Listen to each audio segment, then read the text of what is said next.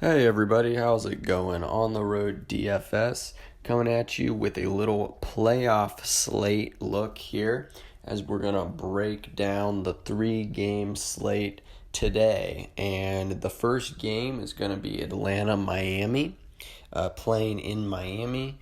It's been a struggle for Atlanta. Everyone watching this video probably knows that by now. They've been shutting down Trae Young pretty well, but that's actually where I'm going to start. I'm not going to break down every single player today, but I'm going to just talk to you about a few guys that interest me. Trae Young is going to be that first guy just because of the price. I realize his last game was very ugly, 12.7 Fanduel points in 35 minutes. That's horrible. And game one, 21.2, although he only played 28 minutes in that one. Here's the thing about it though. He played 40 minutes in game 3, 40 minutes in game 2, 40 minutes in game 3, and he put up 32.7 and 40.8 in those games. Not like insane Trae Young numbers, but he's fallen to 8.2 thousand, and I still believe he's going to have a ceiling game, even against the Heat's great defense. I know the Heat have been great at defending him, but I still think that Trae Young, with their backs against the wall, he's bound to have a pop-off game. And at 8.2K, he doesn't even need to have a pop-off game. He just needs to have a decent Trae Young game, and he will hit value for 8.2K. Also worth mentioning here, I like Ja Morant at 9.9. It's pretty expensive, but I'm feeling a pretty good game from Ja tonight against Minnesota at home. He's been consistent, putting up between 45 and 50 generally in every game. So Morant, very consistent, safe play for you. Downside, you're paying almost 10K for him. Chris Paul is at 10.3. I get it, Booker's out, but I'm not paying that much for him. I'm not doing it. I'm sorry. McCollum at 8.5. A little interest there, but he's shooting guard eligible. In terms of value at the point, so I like DeLon Wright at 4.2, and I like Tyus Jones at 4.3. Gabe Vincent at 4.7 with Lowry out. I don't hate that, but I'd probably go with one of the cheaper guys. The shooting guard, Anthony Edwards, I'll probably be playing him. 8K flat. He had a game where he put up about 27 and then like a 31. But outside of that, his numbers have been very comparable or better to Ja Morant. And you're saving 1.9K on the price tag there. So that's why I'll probably go Anthony Edwards tonight. I like Desmond Bane for 7.2. His numbers outside of games 1 and 2 have been very comparable to Ja as well.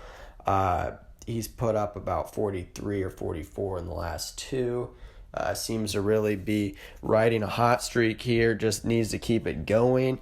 There is a slight risk here that we're chasing with Desmond Bane. Is he going to keep doing this? I don't know, but I wouldn't expect less than 25 from him.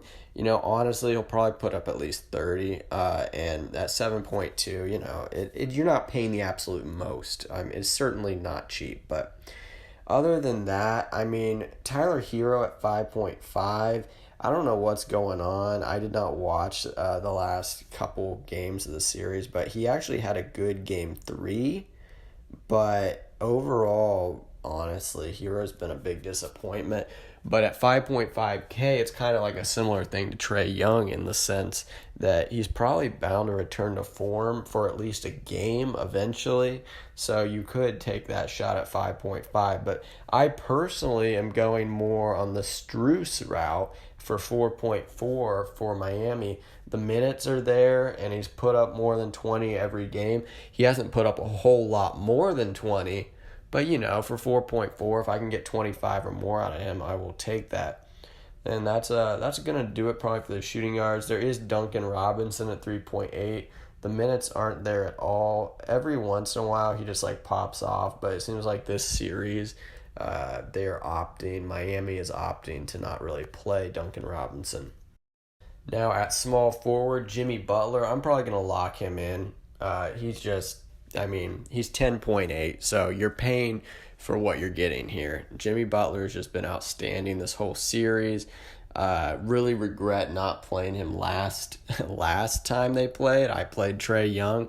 This time I'm going to try to get them both in there and hope for the best. I mentioned the Trae value. Certainly not playing Butler for the value here. 10.8, it's hard to really, get insane value out of that, but what you're probably going to get is a 50 plus, hopefully, out of Jimmy Butler here. Next up on small forward would be Brandon Ingram, power forward eligible. Butler is as well.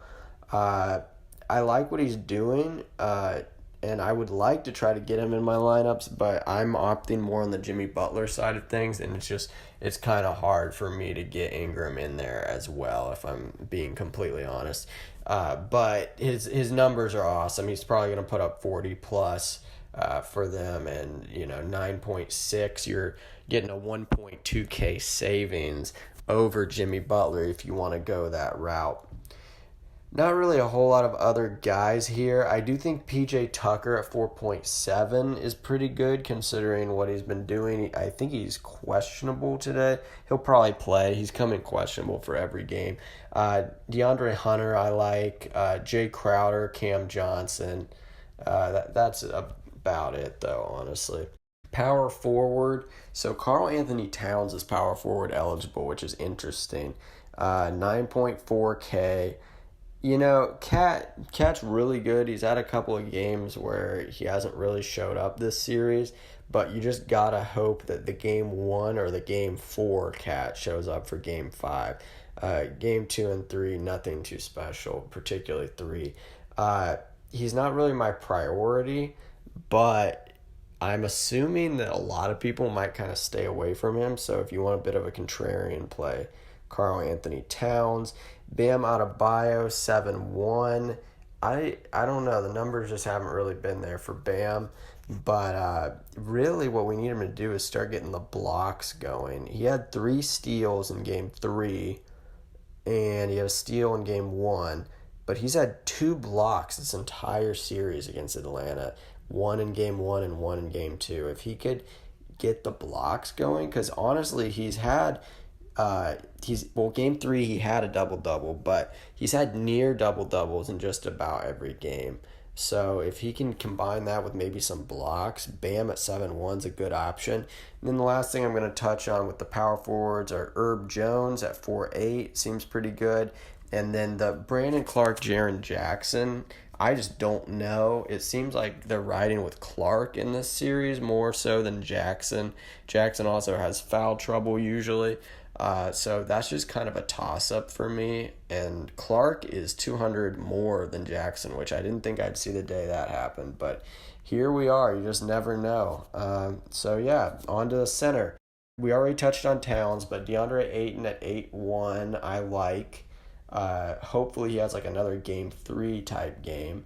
But I like Ayton a lot. Valanciunas had a ceiling game, I believe, last game. Games 1 and games 4 was roughly the same. He had 25 rebounds that first game of the series, but 26 and 15 in game 4. Seems like they really are trying to expose the Suns inside, but games 2 and 3 scare me a little bit because if you pay 7.8 for a guy that puts up like 23, that's probably going to sink your lineup a lot of nights. So just watch out for that. And that's about it. I do like Okongwu if Capella misses. The big man situation for Miami is just weird right now. I honestly don't even know what to say about that because John Collins just isn't really getting the minutes. He's priced at 4.8. If you believe he has a bounce back, that could be something you do. Capella's questionable. He had a pretty serious injury against the Cavs. I was actually surprised at how quickly he was able to return, but we haven't heard whether he's playing or not. But Okongwu is someone I'd consider, and maybe JaVale McGee as well. That's going to do it for today's DFS slate analysis. If you're enjoying the content we're bringing here on The Road DFS, please consider leaving a like and subscribing. Until next time, let's make some money.